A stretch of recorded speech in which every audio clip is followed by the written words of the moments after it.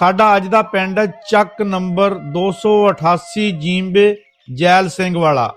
ਇਸ ਪਿੰਡ ਨੂੰ ਤਹਿਸੀਲ ਔਰ ਜ਼ਿਲ੍ਹਾ ਟੋਬਾ ਟੇਕ ਸਿੰਘ ਲੱਗਦਾ ਹੈ ਔਰ ਡਾਕਖਾਨਾ ਚੱਕ ਨੰਬਰ 287 ਜੀਂਬੇ ਪਲਾਸੌਰ ਤੇ ਥਾਣਾ ਸਦਰ ਟੋਬਾ ਲੱਗਦਾ ਹੈ। ਇਹ ਪਿੰਡ ਗੋਜਰਾ ਤੋਂ 14 ਕਿਲੋਮੀਟਰ ਅਤੇ ਟੋਬਾ ਟੇਕ ਸਿੰਘ ਤੋਂ ਵੀ 14 ਕਿਲੋਮੀਟਰ ਦੀ ਦੂਰੀ ਤੇ ਹੈ ਔਰ 288 ਫਾਟਕ ਸਟਾਪ ਤੋਂ 1.5 ਕਿਲੋਮੀਟਰ ਦੀ ਦੂਰੀ ਤੇ ਗੋਜਰਾ ਵੱਲੋਂ ਜਾਂਦਿਆਂ ਖੱਬੀ ਸਾਈਡ ਤੇ ਹੈ।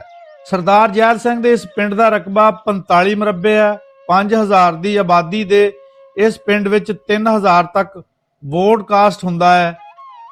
ਜਦ 12 ਬਾਅਦ ਹੋਈਆਂ ਤਾਂ ਹਰ ਪਿੰਡ ਦੀ ਤਰ੍ਹਾਂ ਇਸ ਪਿੰਡ ਨੂੰ ਵੀ ਚੜ੍ਹਦੇ ਪੰਜਾਬ ਤੋਂ ਆਉਣ ਵਾਲੇ ਸਰਦਾਰਾਂ ਨੇ ਵਸਾਇਆ ਸੀ।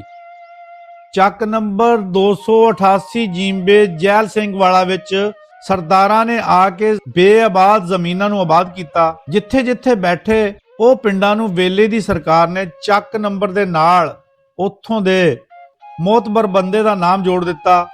ਫਿਰ ਉਹ ਚੱਕ ਆਪਣੇ ਨੰਬਰ ਨਾਲ ਤੇ ਇਸ ਬੰਦੇ ਦੇ ਨਾਂ ਨਾਲ ਤਾਰੀਖ ਦਾ ਹਿੱਸਾ ਬਣ ਗਏ। ਚੱਕ ਨੰਬਰ 288 ਜੀਂਬੇ ਜ਼ਹਿਰ ਸਿੰਘ ਵਾਲਾ ਤਹਿਸੀਲੋ ਜ਼ਿਲ੍ਹਾ ਟੋਬਾ ਟੇਕ ਸਿੰਘ ਦੇ ਇੱਕ ਨਾਮਵਰ ਔਰ ਬਾਅਸਰ ਸ਼ਖਸੀਅਤ ਦੇ ਤੌਰ ਤੇ ਜਾਣੇ ਜਾਂਦੇ ਸੀ। 1947 ਦੀ ਵੰਡ ਤੋਂ ਪਹਿਲੇ ਉਹ ਇਸ ਇਲਾਕੇ ਦੇ ਵੱਡੇ ਜ਼ਿਮੀਂਦਾਰ ਔਰ ਲੋਕਾਂ ਦੇ ਕੰਮ ਆਉਣ ਵਾਲੇ ਬੰਦਿਆਂ ਵਿੱਚ ਸ਼ੁਮਾਰ ਕੀਤੇ ਜਾਂਦੇ ਸੀ।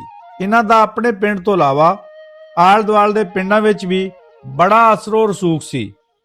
ਲੋਕ ਇਹਨਾਂ ਦੀ ਦਿਆਨਤਦਾਰੀ, ਬਹਾਦਰੀ ਅਤੇ ਇਨਸਾਫ ਦੀਆਂ ਮਿਸਾਲਾਂ ਦਿੰਦੇ ਸੀ।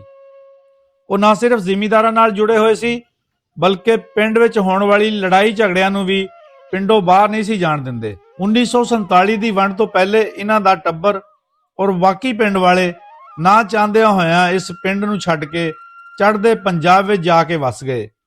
ਪਰ ਅੱਜ ਵੀ ਉਹਨਾਂ ਦਾ ਨਾਮ ਮਕਾਮੀ ਤਾਰੀਖ ਵਿੱਚ ਬੜੇ ਇੱਜ਼ਤੋ ਇਹਤਰਾਮ ਨਾਲ ਲਿਆ ਜਾਂਦਾ ਹੈ।